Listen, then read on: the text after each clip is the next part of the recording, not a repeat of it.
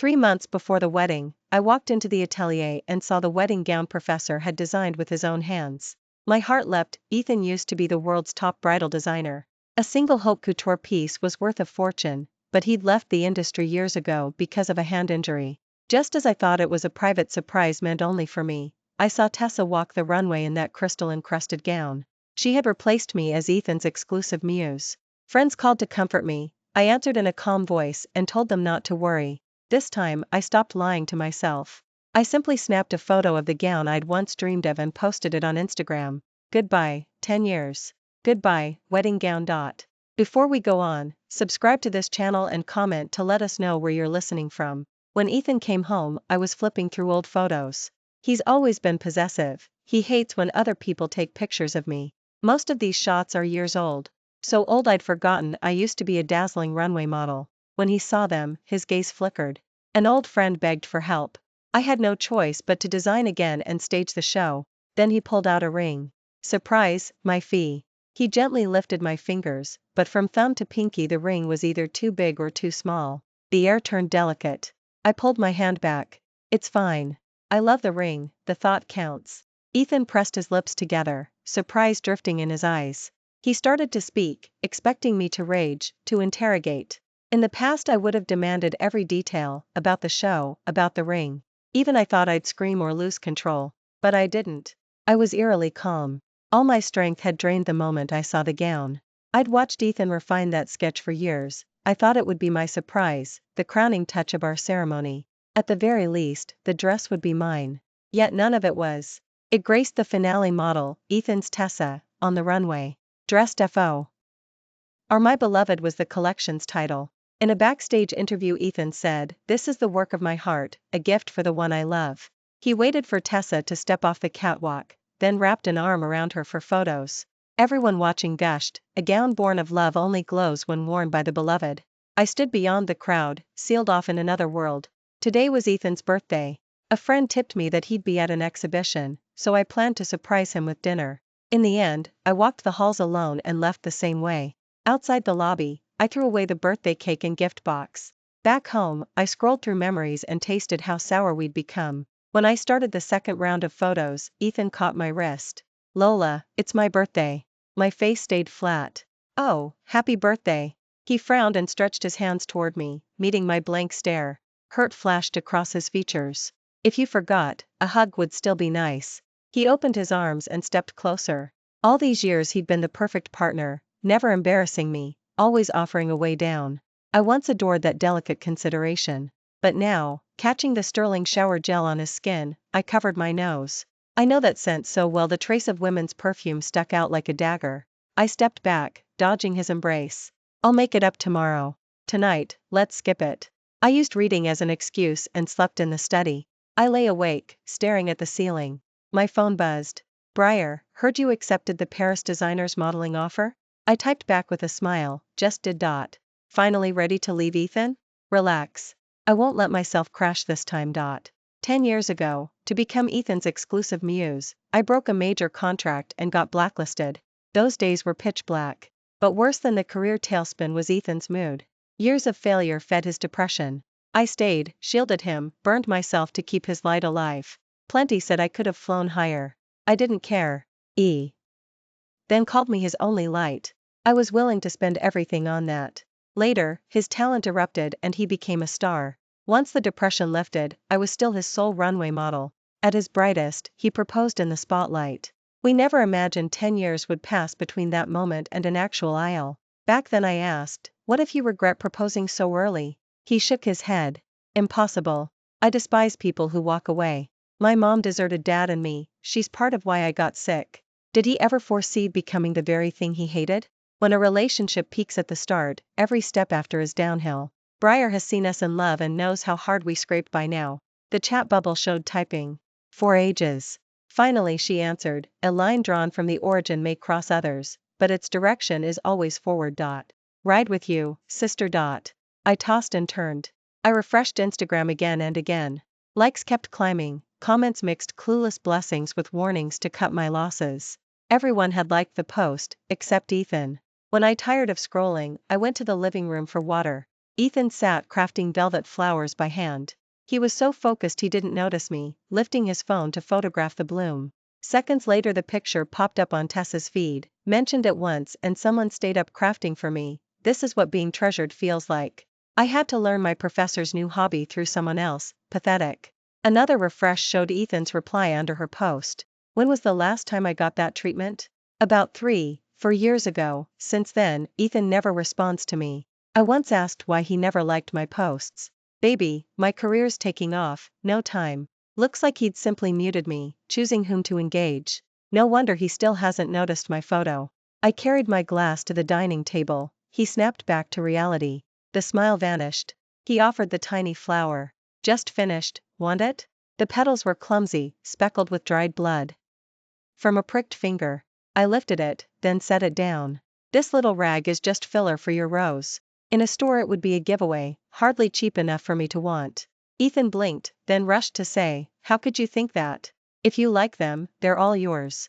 I shook my head. No need. He flared, and I knew why. Tessa's new post flaunted a ring. Turns out the brand Ethan had gifted me was the same one that throws in free trinkets. When I turned toward the study, he grabbed me. Are you mad because I broke our promise to quit and staged the show in secret? I'm a man, I need my own work, and everything I earn is for you, isn't it? Lola, you never used to be like this. Never used to? True. Once I swallowed every word, certain every move he made was to build us a better life. Then Tessa stepped into his orbit. Only now did I realize that the joint account holding our shared savings could be raided at will to buy her gift boxes. The passenger seat where I'd been forbidden to nibble even when starving could now be strewn with cookie crumbs by another girl. His rules could bend for someone, just never for me. I stared at the wall clock until the hands crawled past midnight. With the last scrap of gentleness I whispered, 10 years, we've both changed. Ethan, let's Brea. My sentence was cut off by a ringtone. He reflexively answered. A single sing-song line came through, open up, your irresistible Tessa is here. He didn't even notice how his furrowed brow relaxed. It's Tessa, dropping something off. I'll go get it. What could be so urgent it had to come tonight? I gave a cold smile. It's freezing out, why not invite her in? Surprise flickered across Ethan's face. He straightened his shirt and rushed to open the door. An unconscious fondness laced his tone. Sorry to keep you waiting, come inside. Tessa peered around, her movement stalling for a heartbeat when she saw me. Then she brightened again. It's Ethan's birthday, and careless Lola forgot a birthday cake. So I stepped in. Didn't expect Lola to still be awake. I bought a double serving. If we cut small slices, 3 people could manage. Guilt flashed across Ethan's face. He headed to the kitchen to fetch me a plate. I shook my head. Don't bother. You two enjoy it. I walked into the study. Beyond the thin wooden door their laughter bubbled. They drifted from cake flavors to velvet flower varieties, then to which shade of velvet bloom suited Tessa best. Near dawn Ethan knocked. I just saw your WhatsApp post. You've got it wrong, those drawings aren't mine. Tessa's mom handed me the sketch 3 months ago and begged me to finish it. She wanted to see her daughter in a wedding gown. You know I lost my mom young, so a request from any mother is hard to refuse. I curved my lips. Didn't that contradict what he said earlier tonight? Besides, the design I saw 10 years ago now turns out to have been drawn by a Quinn 3 months ago? Ridiculous. Still, I asked, is that true? Absolutely. His answer rang out decisive. If he said it was true, then fine. I no longer cared. Yet he didn't leave. He added, it's late. You take the study tonight, I'll grab the couch, Tessa can have the master suite. I stared into his eyes. 1,000 words collapsed into a flat whatever. This, too, I didn't care about. It wasn't the first time. The Sterling townhouse is near Ethan's atelier. When Tessa clocks out late she often crashes. We'd breakfast together the next morning. One time Ethan served peanut butter toast. One bite and my throat itched shut from allergies. I asked him to drive me to the ER. But he kept chatting with Tessa. You love sweets, how's the breakfast hitting you? My mind blanked. Why could he rattle off her preferences so precisely? I wanted to ask why. If the meal was for her taste, he'd plated one for me, yet their overlapping chatter left no space. The moment they finished, he left to chauffeur Tessa to work. He never noticed my face swelling, never heard why wheezing. I'd been deathly allergic to peanuts since college. Back then Ethan banned every nut from my radius. Once a mutual friend absent-mindedly handed me an almond cookie. He slapped it to the floor. Lola's allergic, next time I won't be polite. Memory collided with reality. I covered my face and wept. Unable to sleep, I slipped to the walk-in and packed my luggage. At dawn I left, headed to the studio to resign. Before departing, my phone buzzed. Breyer had messaged, "Paris gig handbook, once you land, take care of yourself." I meant to answer but accidentally opened the feed instead. Tessa had posted a clip. She wore my apron, cooking in the kitchen. Ethan, just awake, hugged her from behind. Realizing his mistake, he let go. But Tessa pulled him into a lingering kiss. Caption, years ago I already dreamed of this. Even if this happiness is stolen, I'll take it. I stared at the screen. 10 years together, I refused to believe he could mistake us. Even a stranger could tell apart tall long-haired me and short-haired little potato Tessa. The phone slipped, glass shattering with a crack, just like my heart. As I bent to gather the shards, staff burst in, shouting, "Ethan, just because I like you, you cut me off?" I ran until my heels snapped. "Look at my feet, how can you bear it?" Tessa accused between sobs, tears flowering down her cheeks. Ethan said nothing, he knelt to check her injuries. In that instant Tess pinned him to the rug, mouths crashing together. I watched him offer no resistance, then kiss back harder, eyes shut, sinking into the long kiss. When Ethan opened his eyes, lust turned to earthquake shock. Because he saw me. Under the table our gazes locked. I don't know what tone I used. "Fancy meeting you here." Ethan scrambled up. "It isn't what you think, let me explain." I rose in silence. Tessa grabbed my arm. "Sis, blame me, I seduced him." Ethan didn't. I stared at her, amused, then yanked off my engagement ring and flung it at her face. "You wanted my place? Fine, it's yours now. As for you, Ethan, we're done."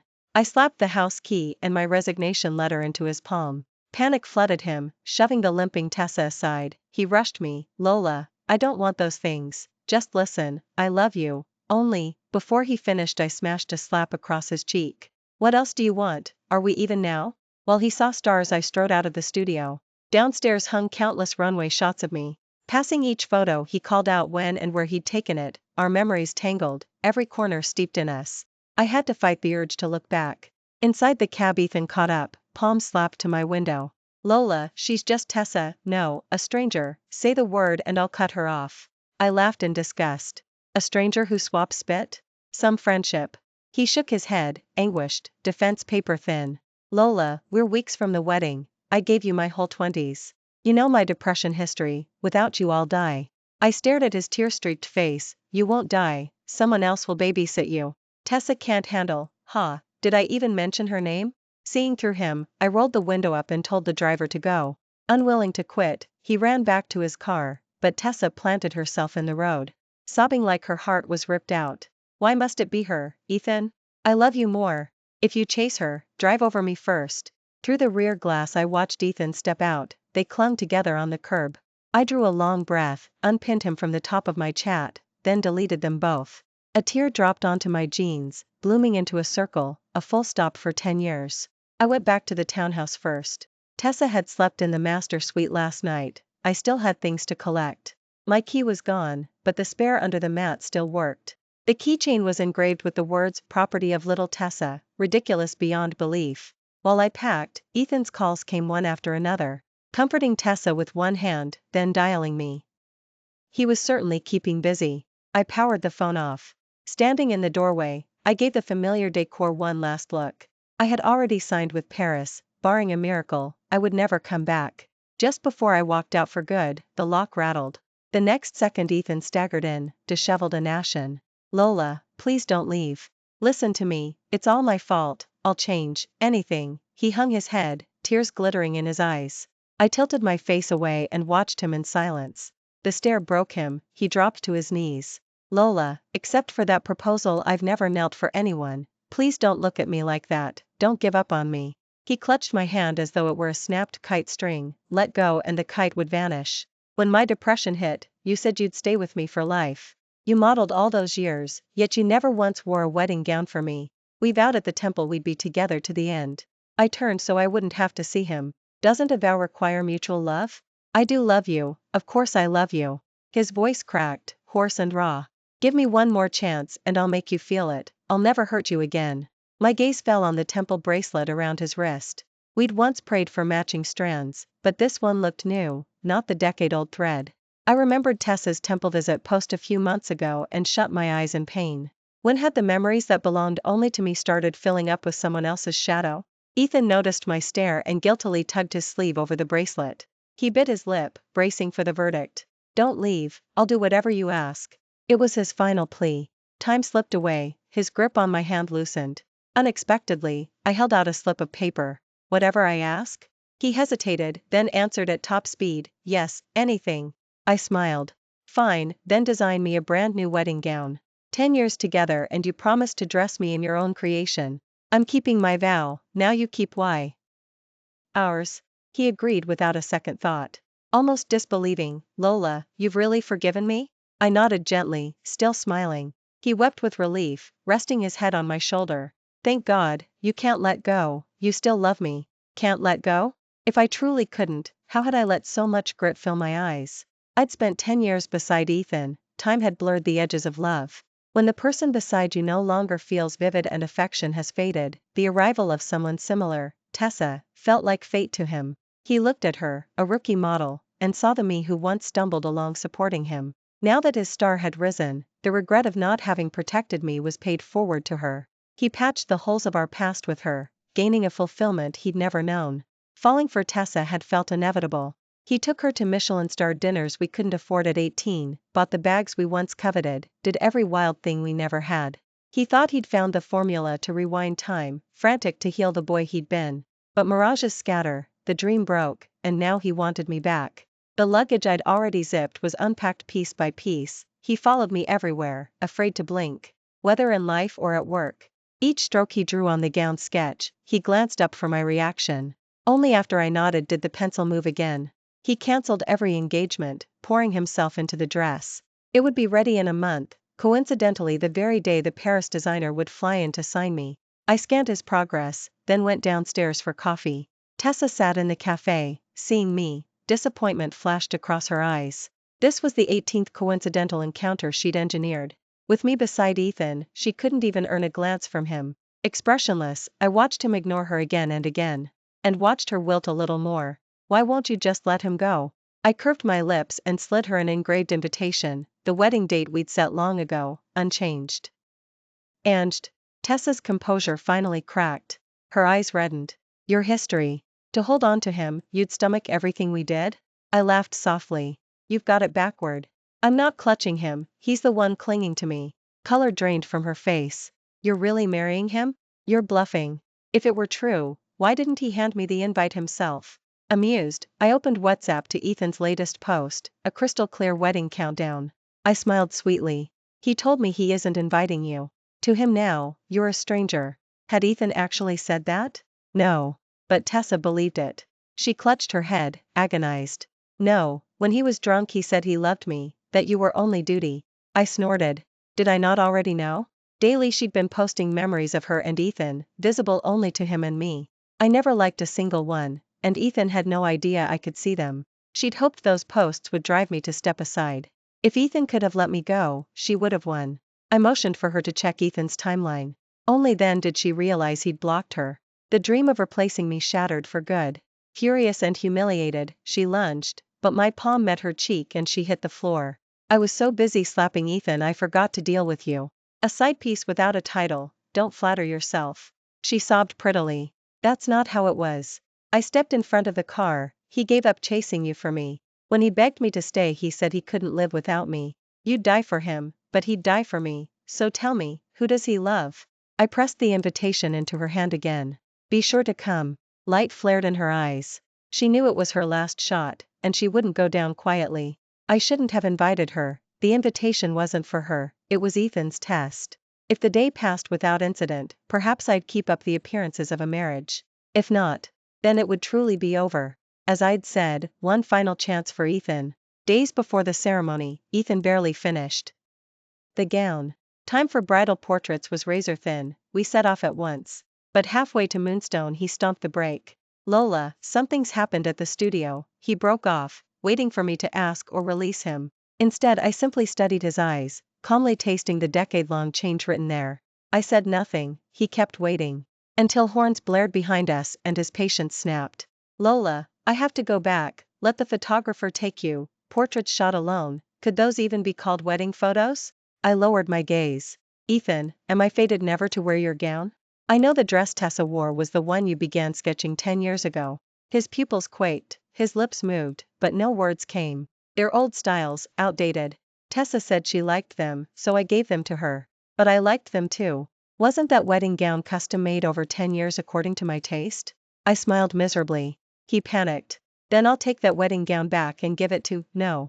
I cut him off mid-sentence. I stared steadily into his eyes. I'm not so pathetic that I'd wear another woman's hand-me-down. He couldn't say another word, only kept his sorrowful gaze fixed on me. We looked at each other like that. I didn't know how much time passed. I sighed. I know Tessa's planning to set fire to the studio and kill herself. Go. Tessa knew how to twist the knife. She'd called not only Ethan but had sent me the same message. After a long silence, Ethan shook his head. No. I gave a thin smile. Really? Even if every last piece of your work burns? Before he could answer, his phone rang again. Someone informed him the studio was on fire, and Tessa refused to come out. I smiled to myself. You'd better go. After all, that studio is your life's work. Before I'd finished speaking, he bolted from the car. Lola, take the wedding gown to the beach first. I nodded. Fine. I'll take the wedding gown to the beach. He nodded frantically. Every action had happened with my permission. He was simply following my directions. I climbed into the photographer's van and watched Ethan speed off in the opposite direction. Driver, take the wedding gown to the beach. I won't be going. Someone else suited that gown, and bridal photos, far better than I did. I'd assumed our wedding day would be our ending, yet it came sooner than I imagined. I flew to Paris alone, ahead of schedule, to sign an exclusive runway contract. Before I left, I distilled my 10-year emotional storm into a slideshow and posted it online. Ethan raced back to the studio and discovered Tessa's fire was nothing but a trick. He tore back toward the beach to find me, failed, then went home and drank himself blind. Half awake, he saw me gliding toward him in the wedding gown. He lunged forward, kissing me with desperate heat. When he woke again, the gown he'd slaved over draped not me but Tessa's face. How could this happen? He tried to shove her away, but she locked her arms around him. The mottled marks on her skin mutely testified to last night's frenzy. Ethan, don't leave, please? I just wanted so badly to be your bride. Stay with me today, just one day, please? Her tears scalded his chest. I swear I won't bother you again after today. He wanted to push her off, yet Tessa's shattered look clawed at his heart. What about Lola? That single thought jolted him. He shoved harder. Tessa sobbed louder. You can't do this to me. If you won't stay, I'll post proof of your cheating online. None of us will come out clean. You're about to get married, can't you spare me one single day? Right. The wedding. He was supposed to marry Lola. He couldn't let Tessa wreck it. Besides, what harm could one day do? The engraved invitations had already gone out. Lola couldn't possibly back out.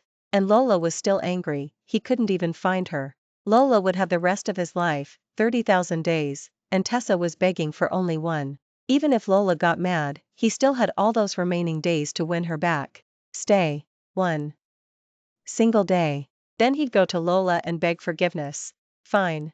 Just this one day. After that, never bother us again. Ethan said it coldly to Tessa, even convincing himself he was sacrificing for Lola. A temporary compromise for future happiness. Yet by noon he still couldn't feel at ease beside Tessa. Why hadn't Lola come looking for him? Every message he'd fired off that morning had vanished into the void. A dark certainty that he'd lost something vital sank over him. He opened his phone, 99 plus notifications. He tapped in wild hope, but not one was from Lola. Only friends and relatives urging him to check the trending tab. His affair with Tessa had been exposed. The internet held, but all he noticed was the airport photo attached to the post. It had stormed last night. Lola couldn't have flown out. He still had a chance to win her back. Lola was still in Eastbrook. He dialed every mutual friend to ask where she was. Every answer was the same. Huh? Didn't you two break up? As for the wedding, they were clueless. Lola never mentioned it. What are you talking about? Lost, Ethan bolted, ignoring Tessa's wails. He raced home, clinging to the faintest hope. Only disappointment waited. Lola hadn't returned. All he found on the nightstand was a thick stack of unsealed wedding invitations. Their engagement had never actually been announced. So Lola had been planning to leave all along? No, impossible. These were simply waiting to be mailed. The ceremony was 7 days away. There was still time. Just like he and Lola, there was still time. He tore through the city, running red lights he later lost count of. He sprinted into the airport and spotted Briar, lunging in front of her. "Where's Lola? I know she's with you." He spun around, frantic, but the familiar silhouette was nowhere. Briar glared and turned to leave. Terror swallowed him, he dropped to his knees, trembling. "Please, I can't live without her. I love her, she's just throwing a tantrum." A slap was his only reply. B. Briar boarded her flight to San without looking back. He bought a ticket and followed. But Briar wasn't headed to Lola, she was only going to the temple to repay a wish tied to Lola's old temple bracelet. Only later did he learn Lola had flown to Paris that very morning. If he hadn't agreed to Tessa's plea, maybe, just maybe, Briar's trip to the airport had been a decoy to hide Lola's real departure. Every time he'd looked back before, Lola had still been there because she hadn't left. Now she was gone. When someone decides to leave, nothing can hold them. He replayed Lola's chat window again and again, the way she once stared blankly at his. He unblocked his feed and found her pinned post for the first time. "Goodbye, wedding gown. Goodbye, 10 years. From that moment, the crossroads of fate had quietly appeared. In truth, ever since he'd become a famous designer, having only Lola as his model could no longer feed his ambition. Their paths had already diverged.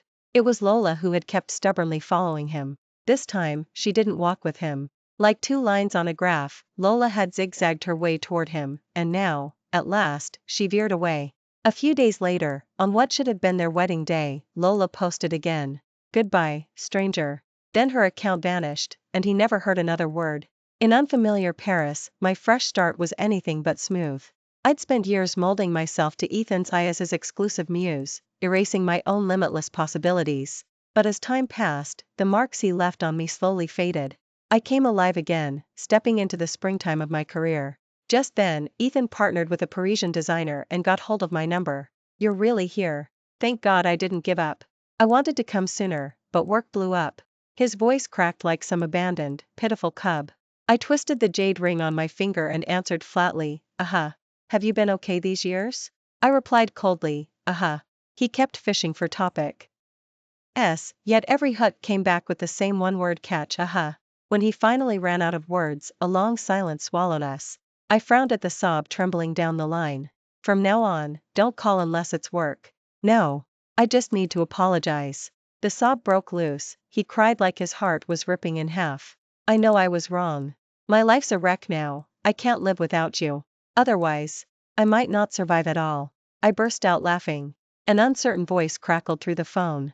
"Lola, is someone else there? Who's laughing?" He can't even recognize my laughter anymore? "Relax, it's just me, laughing alone. Hearing how miserable you are is honestly hilarious. Ethan, every bit of this mess is self-inflicted. You earned it." He denied it furiously while I listened, unrushed. He cycled from confusion to accusation, then to resignation and grief. "Lola, you forgave me so many times, why not once more? Just once, I swear I'll change." I cut him off, amused. "Doesn't that line sound familiar? You've cried last chance till your credits maxed out. I forgave because I loved you. Sorry, those days are gone. I don't love you anymore." Before he could answer, I hung up without a trace of hesitation. Ethan flew to Paris that same day. Yet when he reached the atelier of the designer he was collaborating with, he learned I'd already resigned. He had missed me by a scant 5 or 6 hours that afternoon. The designer introduced him to other runway models, many of them Chinese. Quite a few resembled me, and the designer praised me as his singular muse. He couldn't fathom why I'd left so abruptly. Ethan's vacant gaze swept over the girls, none of them felt like me. Instead, every face summoned the image of Tessa, the woman who had wrecked everything. I was me, unique, irreplaceable. The hope he'd clutched shattered. He rented a tiny studio in Paris. Life in a foreign city was harsh, but he bore it gladly, nursing the fantasy of running into me again. At last he spotted me on a runway. I was wearing the designer's bridal gown, closing the show in a blaze of light. The instant he saw me, his eyes ignited. After the finale, backstage, he approached in a white suit, crimson roses in his arms. He had lost alarming weight. Truth be told, the suit he'd once commissioned for our wedding now hung loose. I glanced at him and turned to leave, but he blocked my path. "I've suffered enough, even if I owed penance, it's paid." Before I left the country, I'd posted the story of him and Tessa online. The scandal battered his reputation. His career stalled, from top-tier designer he slipped to begging for scraps of collaboration. Tessa, now public enemy number one, fled the city and skulked back to her hometown.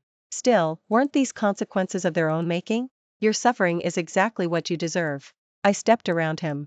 Compared to him, my life was smooth sailing. I used to think he had crafted my runway career, only after walking away did I discover my own boundless potential. Designers like him are everywhere, but the muse who breathes fire into their work? That's one in a million, me. Photographers flocked for shoots and interviews. Ethan's face darkened with every flash. I glided through someone else's lens in bridal white while he stood helpless on the sidelines. Once, he had been the only one allowed to photograph me. That choked him. He lunged forward. Lola, stop this. You're just trying to hurt me, right? I love you, truly. Come home. I exhaled, calm and cool. Ethan, can't you see? I stopped loving you ages ago. Tonight I wear another designer's gown, someday I'll wear one for the man I marry. The person who'll make me happy is no longer you. The surging crowd shoved him aside. Applause sealed him off in a separate universe, just like the day he'd photographed Tessa in a wedding dress while I stood forgotten in the corner. Two straight lines that meet will only drift farther apart once they part. Years later, a mutual acquaintance introduced me to the professor who is now my fiancé. Many renowned designers had pursued me. I declined them all. People couldn't grasp why I chose an academic. I knew exactly why. Ethan's wounds ran too deep. I was terrified. After we got engaged, the professor and I returned home for bridal photos. We planned to shoot at Moonstone, but it had been closed since a drowning 2 days earlier. Outside the cordon I ran into Tessa. She looked ghastly, on her knees, wailing. The moment she saw me she lunged. You killed Ethan. It's your fault. Why couldn't you just let me have him? He's dead, are you happy now? I peeled her fingers off my arm, stone-faced. I haven't seen him in years. Spare me the theatrics. A detective pulled her away. From them I pieced together the grim epilogue. After failing to win me back, Ethan returned to Eastbrook and drowned himself in alcohol. Tessa found him and, asking nothing in return, nursed him while praying he'd love her again. But year after year he let his label rot, waking only to drink and weep. Drunk, he beat her. He burned through his savings and sank into debt. Tessa endured the punches and worked double shifts to keep them alive. A few days ago Ethan heard I was coming home. Snatching his wedding gown, he raced to the beach where we'd once posed for engagement photos. A storm was raging, but nothing stopped him. Tessa couldn't hold him back. On the sand the dress was whipped into the surf. He dove after it and was knocked unconscious by a wave, drowning. When the tide returned his body, he was still clutching the sodden gown. That dress had been Ethan's magnum opus. Collectors begged to buy it, but he refused. Even destitute, he kept it beside him every night. I listened to the detective's story in a daze. At the dramatic parts he sighed, man, he really never got over his ex. I said nothing. Neither the detective nor my professor realized I was that ex. I had never mentioned it. After soaking up the gossip, he professor took me to another stretch of beach. Under calm seas I smiled dazzlingly for our photos. Briar dropped by to see me. She tested the waters. Ethan's memorial is in 7 days. Going? I shook my head. No. I'm getting married soon. Funerals are bad luck. Thanks for listening to today's story. If you liked this video, please like and share it with friends. We look forward to reading your thoughts in the comments. Feel free to share your opinions, and don't forget to subscribe for more amazing stories. See you next time.